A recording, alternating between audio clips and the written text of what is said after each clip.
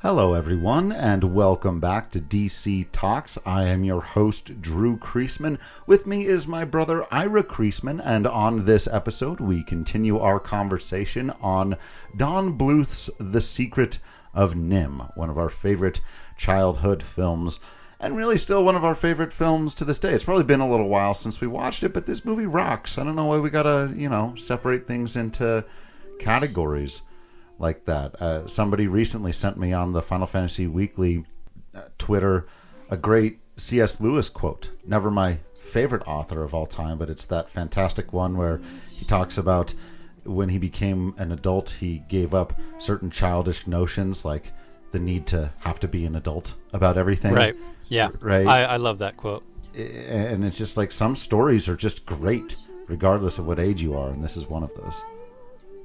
So when last we left our heroes, they had just been visited by Auntie Shrew in a very comedic yet tense family moment, letting them know that moving day is coming soon, but they can't move Timmy, and so they have to give him his medicine for his pneumonia and sing him a song that I have absolutely no issues with whatsoever.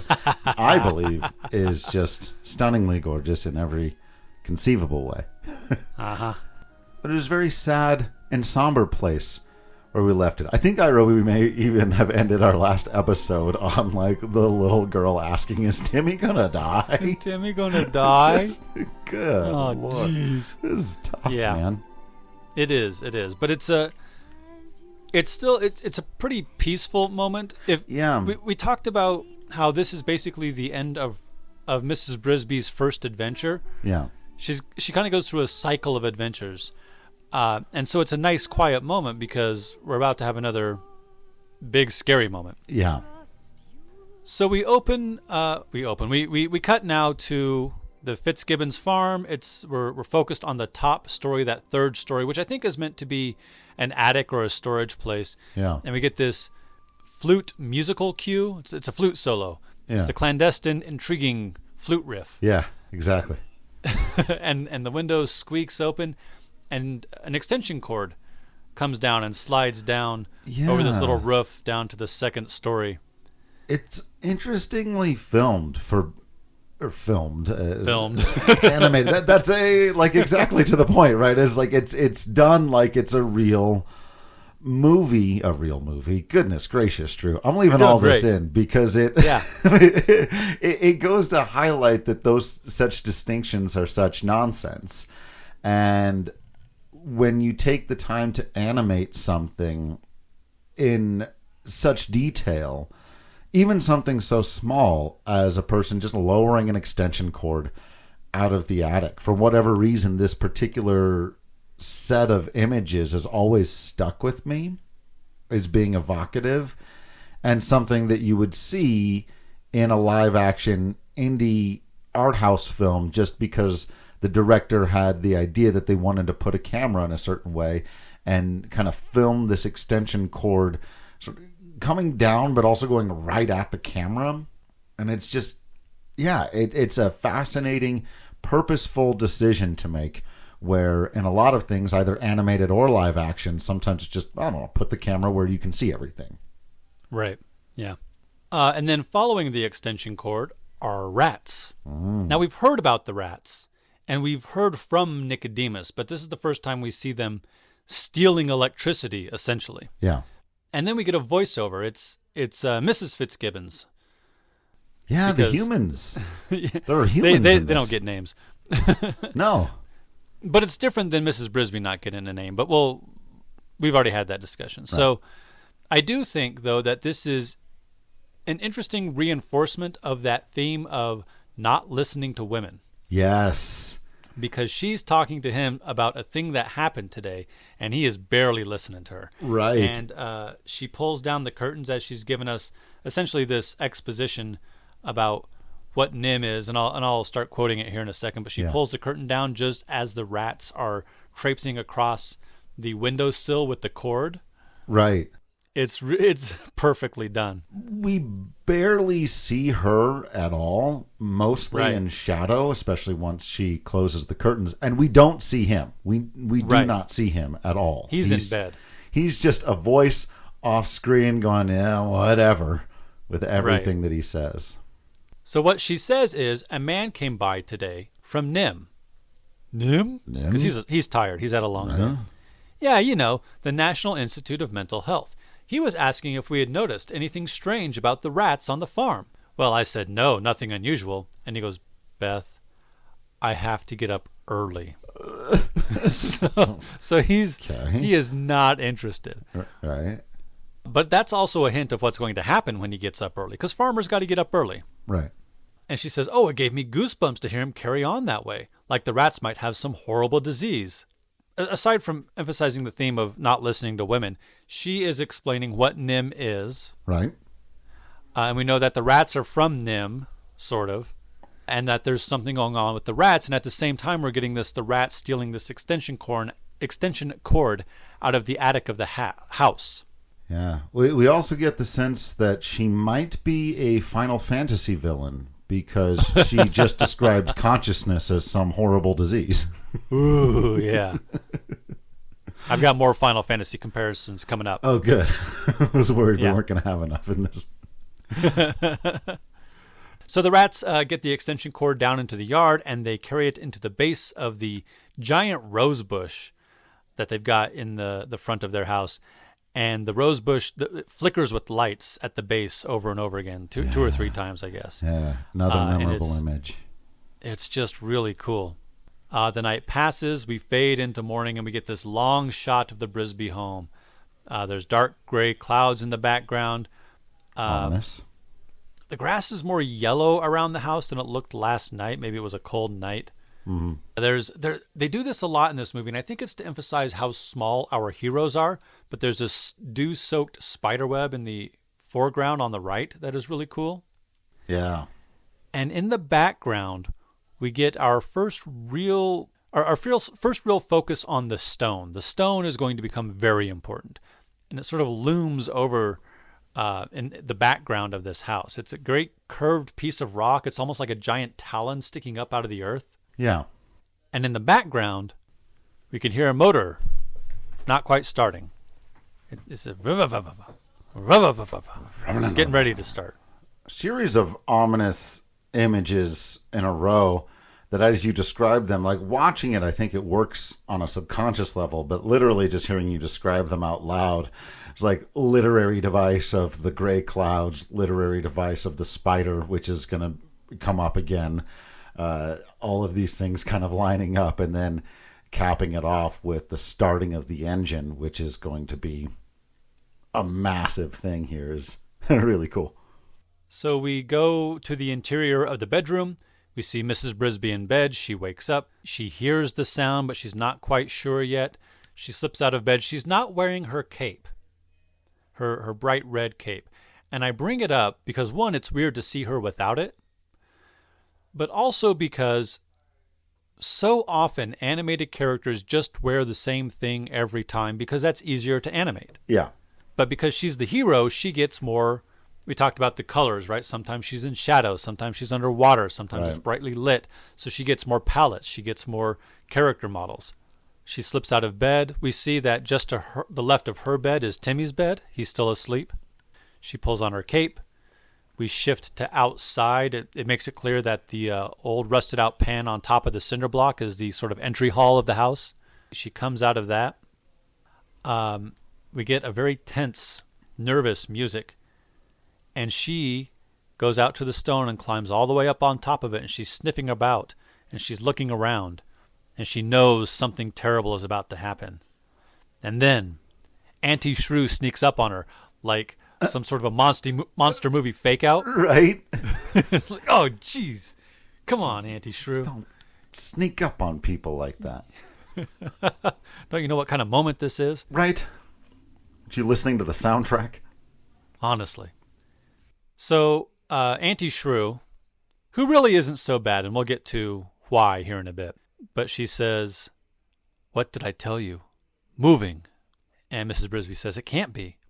It most certainly can. I don't suppose you've packed? But what about Timmy? The chill in the air could kill him. And what Auntie Shrew says is, well, child, that tractor surely will. Yeah, what the hell, man? Yeah, so on the one hand, good Lord, have a little empathy. On the other hand, but you've got a whole family here. We were talking in Final Fantasy VIII about, are we worried about Rinoa or are we worried about everyone else? Right. And this is a similar idea where it's, you've got a whole family to take care of, Mrs. Brisby. I'm sorry about Timmy, I am, but it's moving day. It's happening now. Yeah.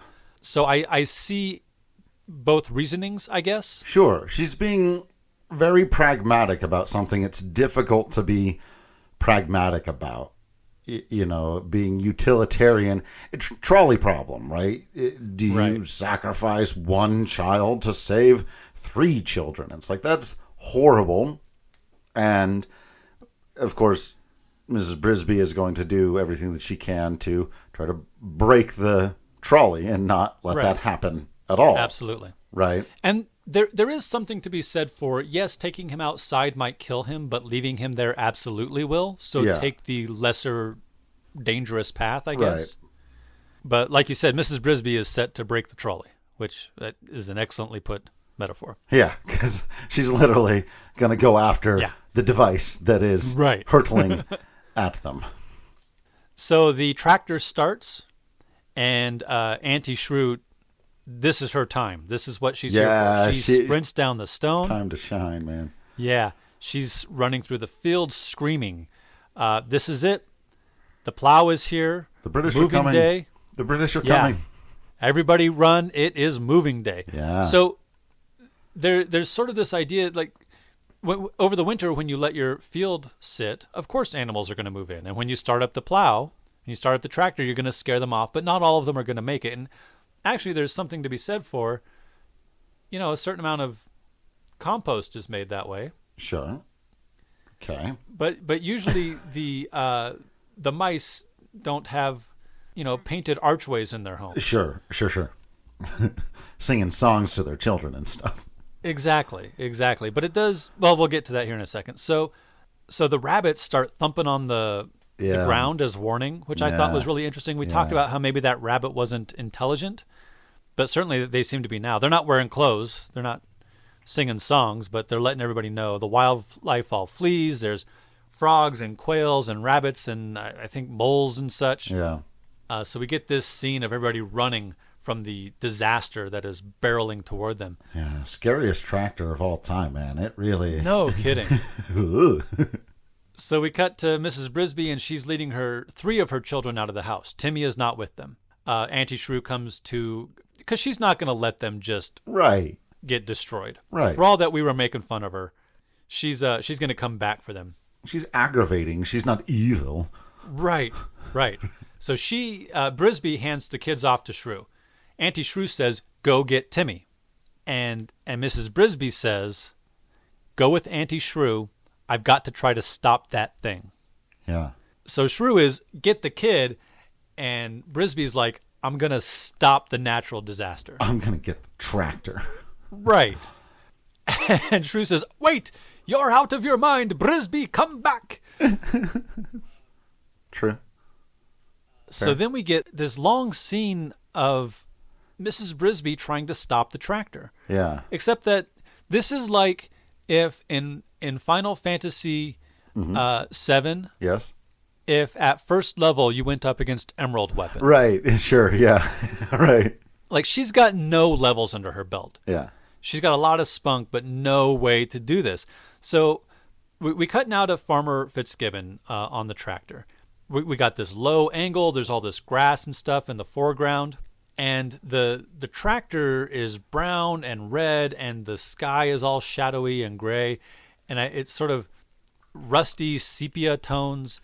And like you were saying, Farmer Fitzgibbon isn't really shown at all. Like he's sitting there, but he's a shadowy figure. Right. It really is the cold equations, a force of nature or Godzilla, right, or the planet-eating monsters from all those comic books. Yeah, it's why I refer to the tractor as being scary and not the farmer. You really get more the sense that it's just this machine that is coming to kill them. Right. And it's, even in the way they approach it, it's about, as you're about to get into here, Auntie Shrew, like, she doesn't, like, poke the farmer in the eye or, like, go after him in any way, right? She pulls the plugs or whatever it is. She finds a way to, as rats or mice can sometimes do, like, gum up the equipment, plugging or whatever. Right. And he's almost certainly not thinking that hard about the wildlife, right, Sure. as the farmer. He's just getting the field ready for planting. So he's not evil. He's the tornado. He's the tsunami. Okay, so Mrs. Brisby chases down the tractor. This tiny mouse runs after the tractor, grabs onto a chain, climbs up the chain, and now she's on the metal structure that holds the plow that's being pulled behind the tractor. Right.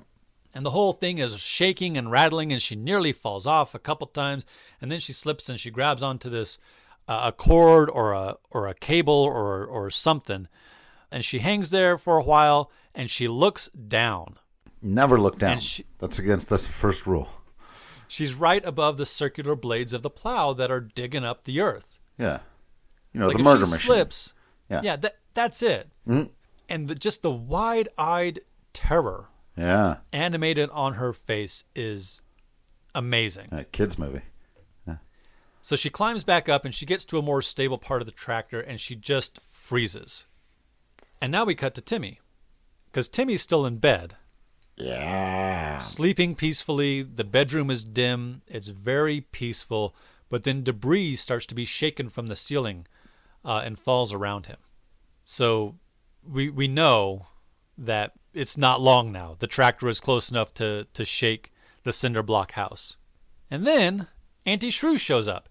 And Auntie Shrew is not first level. Auntie Shrew's got a couple RPG levels under her belt. She races up onto this plow. She calls to Brisby, hang on, and then she goes to work. She knows like where the soft spots of this super boss are. She sprints up to the tractor. She unplugs a couple things. Yeah. And electricity in this world, it works like anytime you unplug something, everything sparks. Yeah. So she unplugs a couple things and sparks go everywhere. And then we get this really cool shot. We're with the tractor and the stone is in the background. We're headed straight for the stone. That's where the Brisby home is. It's near the stone, this giant stone. And in the foreground, we have the fuel tank of the tractor. And the fuel tank appears to be a glass globe, which does not seem very safe for a fuel tank, but whatever. No, it's a steampunk movie, I'm telling you. They just got there these you go. Weird glass tubes. Seem to have an odd recurring motif of these glass tubes. They're kind of everywhere, and I love it. And it's filled with this sort of reddish, orangish, pinkish fuel that sloshes around. And then we see the fuel line is attached to it with, I guess, like a piece of twine. Like, there's part of me that thinks that this farm is held together with extra bits of wire. Sure. And tying the fence together with the twine you happen to have in your pocket. Right. And that sort of thing. So Godzilla is headed straight for Timothy Brisby. Yeah. And Auntie Shrew bounces around the tractor like a gosh dang dragoon. And she eventually gets to the fuel line. And she puts her feet against the tank, the glass tank, and she grabs the edge of the fuel line and she pulls and she grunts and she exerts herself, and then it comes free. And this orangish, reddish, pinkish fuel sprays everywhere. And she holds onto the line and it swings around and snaps and bounces her off the thing, and she falls. And fuel goes everywhere, and she's pretty lucky in that she sort of hits a swooping slide thing, so she doesn't just hit the ground and that's it. Right. Though she's got enough HP, she'd probably be fine. Yeah, man. This really is her moment. It's pretty awesome that she does all that after seeming potentially heartless a moment ago for saying, "Well, sorry, you're just gonna have to risk your kid's pneumonia or whatever because you gotta move him," to she's not just going to let her, presumably, I guess, her sister? Maybe, I mean, she might just Or- be auntie because she's auntie in the neighborhood. Or she's an auntie in the neighborhood. Or maybe Jonathan's sister. That would be interesting. Oh, that would be interesting. But she's very specifically a shrew and not a mouse. Right. On the other hand, who knows how... Yeah, right. Yeah. I don't know. But whatever it is, someone they see as family, even if a bit contentious at times, she's not just going to let Mrs. Brisby die like that. So she jumps into action and saves the day. And it's pretty cool. Speaking of world building that maybe doesn't matter too much, Yeah. is calling her Auntie Shrew like calling, the guy who your family knows Uncle Human? Oh, sure. Yeah, Uncle Human. Sure. Yeah. Uh-huh. Yeah. Like naming that robot you just found and befriended Robo? Yeah. Who would even do that? Shrew really is the hero of this sequence because Mrs. Brisby, for all that she leapt into danger, could not do anything once she got there. Yeah. Shrew climbs up onto the plow. Mrs. Brisby is still just curled up there, shaking in fear, and Shrew gets her off the plow and moving. And we get this interesting little moment where we hear Farmer Fitzgibbon again. Well, of all the rotten luck, fuel line's cut. Oh. And Weird. he picks up this fuel line, and in his hand, it's not even the length of his palm. Yeah. Right? When Shrew was ripping it out of the fuel tank, it was this massive tubing, and then it's so much smaller in his hand. And I don't think it's even necessarily meant to be literal, but just a comparison of size. For them, it's this massive undertaking, and for him, he's just going to have to go get another tube and some more twine and try again tomorrow morning. Right. We cut now to Shrew and Brisby. They're off in the grass a little ways away. Mrs. Brisby is sobbing. She's in a bad state. She points out he'll just come back tomorrow. True. And through her tears, she says, "I wish Jonathan were here." Yeah. That's really sad. It is. And Shrew is... It's not that she's not sympathetic, but again, she's practical. Well, he's not, she says. And she tells Brisby to stop crying. Stop it, she says. Yeah, rough. Not something that I think we would look too kindly upon. I think with modern eyes, we try to be a little bit more sensitive of people's trauma. We've had a conversation on several occasions about this in Final Fantasy, where characters tell other characters just to get over it, right? And we'll have more in the future. It's something that people do. I will say it's very realistic. As much as we, as a society, I think have gotten better about saying that's not a great way to deal with someone who's going through something very real. It is still, in my experience, very common, very standard to just tell people to get over it. Right. Buck up. Yeah. And there is a certain practicality to you've got to move on and you've got to do what you can in the now, especially when there's a present danger that you've got to take care of. Right. When there is a present danger, I think it's a bit more excusable for somebody like Auntie Shrew to be making the case, that we don't have time for this right now. I think that it would be better said that way, right? Like, sure, we unfortunately don't have time to grieve, because if we don't do something about the immediate problem, then we're going to have a lot more grieving to do. And right. I think there's definitely an argument to be made there, but I think some of these stories in their best way try to get to some of that by showing us the balance here where we don't love. Well, I don't think we're supposed to like how rough Shrew is with Brisby here, right? We're definitely supposed to be more sympathetic, but we recognize some truth in what she's saying, which is you do have to focus on solving the problem at hand. So we stay with Shrew and Brisby but we shift perspectives. We're now watching them through a sort of scrying device, much like we did at the beginning, and now we're with Nicodemus watching them. So this thing always reminded me of the mirror in Snow White. Sure, yeah. Right? So it always, I remember, making me as a kid very suspicious of Nicodemus. He's also very creepy looking, right? Yeah, but, bad guys talk to magical mirrors and spy on people and watch them and try to guide their actions, right? Yeah, absolutely. Like, I think that's the correct parallel to draw. We do know, though, from the beginning that he doesn't know how to help her, and he's trying to keep an eye on her. So there is, I like that. I think that's an interesting parallel to draw. So Auntie Shrew says, "The great owl would know what to do about this. You must go see him." And Mrs. Brisby says, "Oh, I couldn't do that. Owls eat mice." Which is absolutely true. Sound logic. "Well, my child, show a little courage. We're fighting for Timmy's life," is what Shrew says. So on the one hand, she does not trust the rats because they're suspicious, but we do trust the great owl to not eat you when you're going to ask for advice, I guess. Yeah, I don't know what that's about, but... That must be the rule. The oracle can't eat you if you're going to his home to ask for advice. Yeah. That's my headcanon. Sure. So we're here from Nicodemus's point of view, and now he's speaking.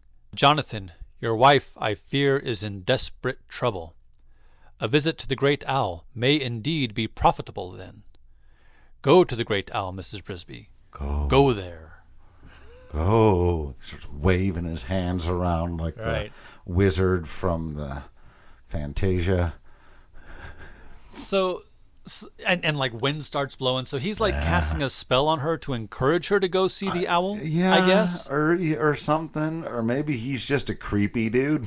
Right. Well, or maybe he's giving her courage. Yeah. But I've got a narrative question because while this next scene is really cool, I'm not sure it's narratively necessary. Yeah.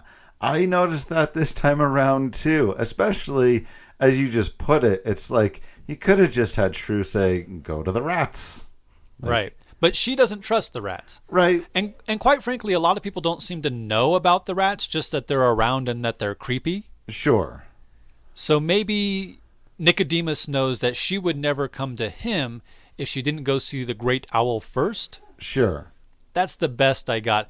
Other than that, it's a really cool scene. Right. But sometimes, narratively, it could be anything. I think that's right. And sometimes the rule of cool applies. Sure. And it's just you needed a visit to the great sage character because stories like this need moments like that. Right. And characters like that. And there's a number of ways you could have gotten her there, but she needs to cross the threshold and experience some kind of magical goal, right? Or the quest has to be given a sort of gravitas of purpose. And so not that, saving Timmy isn't enough purpose, but once the great wisdom magical creature of forever whose eyes glow, not to jump ahead too much, but is giving you this decree, I think it just gives it that much more weight. So yeah, you probably could skip it, but that's one of many reasons why I've often been of the mind that plot is king, but just king, right? It just has to hold up. There's nothing. It's not inconceivable or incoherent that this happens. It just doesn't need to happen. But boy, a lot of the things in my life that have happened, it didn't necessarily need to happen. They just did. That's kind of how life goes. And so this just happens to be the sequence of events, and it's really cool. So enjoy it. So we fade into Jeremy flying. The sky is bright red behind him. That fade in is interesting too, because again, transitionally, if this was a live action thing, filming this would have been remarkably difficult, where we zoomed out from Brisby and Auntie Shrew through the mirror to Nicodemus and seeing him mostly from behind, but then at some point the mirror becomes an actual mirror, so we're also seeing his face as he's talking to them and talking to Jonathan, and then starts casting this spell, or maybe just making the wind blow, or whatever he's doing. Right? And then the mirror becomes again a portal or a Zoom call. Sure, yeah. That he can see through. And at first we just get this really, like you're starting to say there, like a bright red sky, and it's like a white image outline of Jeremy, and you can't even necessarily tell it's Jeremy right away. It just looks like a bird flying or whatever, right? And as we zoom back into the mirror, then it starts taking shape and becoming more recognizable, and the sky starts to become a normal color. All of the other things around start to take shape and normal color, and then we can see that Mrs. Jonathan Brisby is riding on the back of Jeremy, going, "I can't believe you let me talk, or I let you talk me into this." Yeah, because she's afraid of heights. We've made that abundantly clear. Right. Now she's flying on the back of a bird, and it's great. And he's an erratic flyer. He does a barrel roll or something. He like claws at the sky to get high. Like, he is an erratic flyer. Yeah. So if she wasn't afraid of flying before, she definitely is now. Yeah, she's flying Spirit Airlines on this one. Oh, goodness gracious. He gets way up high, and he says, "Nice night, isn't it?" She's like, "You're a dick." Right. She doesn't talk like that. No, but it's what she means. She's, criminally or whatever in her language, but that's what it means. And he goes, "No, you don't need to thank me, Mrs. Briz. Yeah. When we get to the Great Owl, he'll know just what to do about everything." Yeah. And she reiterates, "Owls eat mice." Right. And his response is, only after dark." What? Jeremy. So I should also point out that it is very clearly like dusk. Like, it's getting darker. It's about to be dark. Thanks, Jeremy. The forest is terrifying. It's dark and shadowy. The shadows are all green and purple. It's terrifying.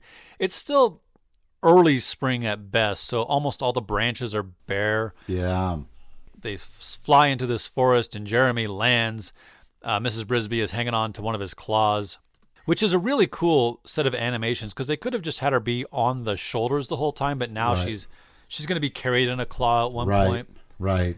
And they get to this spot, and Jeremy says, "Okay, that must be the owl's tree over there." And he knows, because it's the only one that looks like the final tower of a Final Fantasy game. Right. It is. It's scary. It is so clearly the most important tree. And it's all gnarled, and like there's trees. I don't think a lot of trees grow this way, but this one did, and it's maybe half dead. And she's in the claw, and he flies over there, and there's the entrance. There's this entrance hole. It's the obviously entrance hole. This is the dungeon entrance hole. Yeah. So this whole bit actually scared the crap out of me as a kid. It was something that I remember. Even at times, as we've mentioned, this was something we watched multiple times as kids, and I would always almost sort of fear getting to this part. When I knew this was coming up, I was like, "Oh man, it's going to get dark and scary, and they're going to have to go through this whole thing, and the woods are creepy. The arrival, getting there, like you said, the tree looking like a final boss dungeon, Tower of Doom, and then going into it." And this whole sequence still, it's funny because obviously, you watch it as an adult and you go, "Oh, this really is not like that scary in certain ways," but this one actually kind of sticks with me. It's like I can still feel that little kid sensation of feeling really small. And we've talked about how they do a great job of animating so that so that the mice feel really small, because mice are, and so everything is so big. And as she walks through this remarkably dark, scary little entrance into the tree, we get like a Lord of the Rings moment where A spider comes down, and we alluded to the spider earlier with that dark omen, and it's sort of following her. And I do maybe we talk about what chicken or the egg, what came first. Do I really not like spiders? And that's part of the reason why this scene bothered me so much as a kid. Or did this scene instill a fear and dislike of spiders that, I carry with me to this day because it bothered me so much? But that in particular, of all the things that happen here, that spider crawling down behind her and even just describing it right now and seeing it in my head, it bothers me. Even more than the Lord of the Rings one. So as she's standing at the entrance there, he notices them, and he can cast spells too, maybe, because there's a part where the wind blows them backward a bit, and Jeremy bumps up against part of a branch, and she bumps into him, and he covers her with his wings, which is really nice. Yeah, that's sweet. And he says, "Come into my house," and she hesitates, and he says, "Come inside or go away." Fair. So she's terrified, but she says, "Timothy." Yeah. Remember Timothy. Yeah. It's the kind of courage of a mother that clearly I don't have, because I'd have just been like, you know what? I'm out. Peace. Right. Like you were describing, there's this spider. She's attacked by a moth at one point. There's dripping and cobwebs. There's a trumpet solo as this spider stalks her. It salivates. And then as the spider's coming up behind her, this claw in the foreground that we could clearly see but maybe didn't recognize until it moved, and the tips of his feathers are there too. He lifts up his claw and squishes this spider. Ugh. Yeah. Ugh. Oozes out goop everywhere. It's so... Ugh. Kids movie. So she's horrified, and she looks up at this just giant of an owl. Yeah. With it opens its eyes. They're glowing orange. His head is upside down, and he slowly turns it right side up to look at her. And he doesn't immediately eat her because, as we just headcanoned, you don't eat guests, I guess. And she starts to explain. "Sorry to disturb you, sir, but my son's life is in great danger. The plow has come early this year," and he's distracted by a moth and eats it all of a sudden. Yeah. Which is horrifying. Yeah.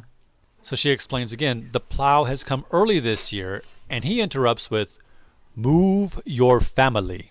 Right. Oh. You know what? I hadn't thought of that. You are such a wise owl. Why didn't I just think to move my family? She said, "Yes, I would move, but Timothy has pneumonia. He can't get out of bed." So the owl comes to the next obvious solution. "You must move your home." Duh. "To where it will be safe from the plow." And she's like, "Are you out of your mind?" Right. She doesn't say that, but I can see her thinking that. I mean, imagine somebody tells you, whoever you are, right, we'll just pick your house up and move it to the other side of the block. It's not that far. Yeah, it's not far at all. We could do a real-world example. My house is near the river, and the river's been flooding more and more every year. What do? Move your house. Well, I can't move my house. Well, then just move. Do you have any idea how expensive it is to move? Right. Right? There's sort of this... There's a direct practical aspect to what the owl is saying. Right. But on the other hand, you don't know all the nuance. But he's not really having it. Again, back to the running theme of the men not really listening to the women and believing that they've got the answers before they've even heard the questions or have any of the information. Right. So she says, "Please, there must be another way." And he says, "There is no other way. I must bid you good evening, Mrs. Brisby." And he's like, "Oh, hang on. I know that name." And I like this because it shows that Jonathan has been going on adventures, has been doing things and making friends, and it's the making friends that is how he is able to help from beyond the grave, right? His being kind, and we never find out what it is. Again, DLC, right? Sure. Maybe we'll find out in the DLC. But whatever it was that he did to make friends with the owl is going to help Mrs. Brisby now. So she says, Brisby, or excuse me, the owl. The owl says, Brisby, Mrs. Jonathan Brisby? Jonathan? And he puts his face on her level. That terrifying beak is like touching her. Right. He turns one giant glowing eye to her, and you see her reflection in that eye. She says, yes, he was my husband. But how do you know him? That is not important. Blah, blah, blah, blah, blah. Men's stuff. Don't even worry about it. He does literally say that's not important, and I always think it's funny when characters in stories say, that's not important. It's almost always like, it's probably really important. It's probably really important. Like, my headcanon is that somehow Jonathan saved the owl's life at one point. Sure, yeah. He says, I will say this, his name is not unknown in these woods. Adventures. And so she says, please, sir, I will do anything to save Timmy. Anything. And he says, there is a way. Go to the rats. But I don't know any rats. Because all the rumors about them are terrifying. Right. And he says, in the rose bush. Oh, yes. Right. Near the farmhouse. Go there and ask for Nicodemus. He says, they must move your house into the lee of the stone. It's like, no rat could move my house. It's a cinder block. There's no way. And he goes, they have ways. They have ways. Yeah. Oh. Excuse me, Dracula. Right. The great owl also knows Nicodemus, because Nicodemus is a wizard, and they're both wizards, I guess. Yeah, so again, narratively, they could have just gone straight to the rats, and it could have been just as scary, and it will be, but I kind of like the idea that they don't know that the rats are impressive. Right. They know the owl is impressive, so they go to him first, and the owl's like, you know who can really handle this? Go see my buddy Nicodemus. Right. And Mrs. Brisby has no other options. I will do as you say, but I don't understand. So he starts walking forward. He almost like tramples her. Yeah. Scary. Which is kind of horrifying. Yeah. It is night. I must go. Remember the lee of the stone. And he sort of limps out. He's definitely wise old man trope here. Yeah. So I have a question that I wanted to admit to right here. Yeah, do it. Because I've got the answer. I know what's coming. I got you, boy, brother, bro. I got you, brother. I got. Ira. Yes, sir. What is the lee of the stone? This is an excellent question. And I remember in elementary school when we were reading the book out loud, I think it was Mrs. Jacobson. Oh, yeah.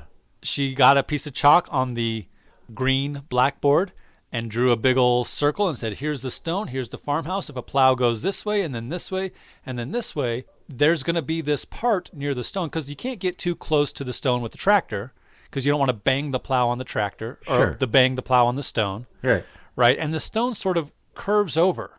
So there's an area around the stone where if the farmer is plowing in the most efficient way possible, that part of the field is going to get missed.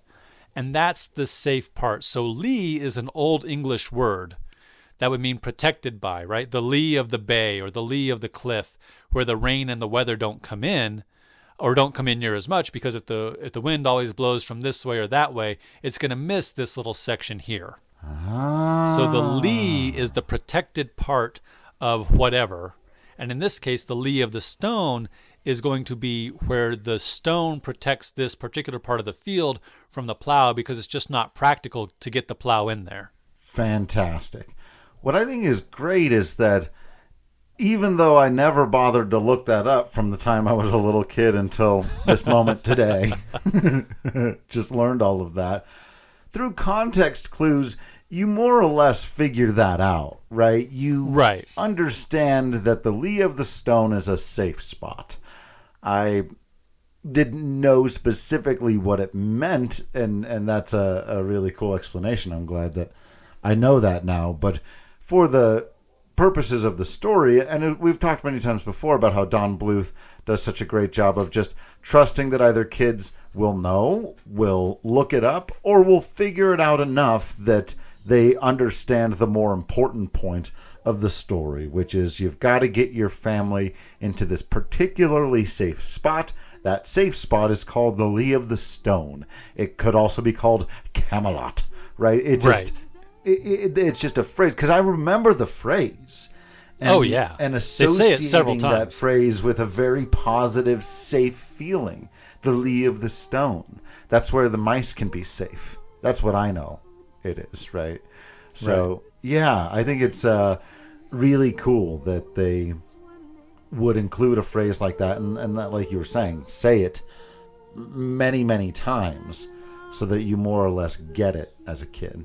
So the owl flies off. Jeremy says, what did he say? Because Jeremy's cowering off to the side. Like the owl never takes note of Jeremy, and Jeremy would probably prefer it that way. He's got the total opposite of Morpheus energy when Morpheus is like, well, what the Oracle said was for you and for you alone. Jeremy's like, tell me what the Oracle say. What'd he say? And now we've got the next part, her next adventure, right? Yeah. So now we've got to get into the rose bush to meet the rats, to meet Nicodemus, to ask them, how do we get my house to the Lee of the Stone? Yeah.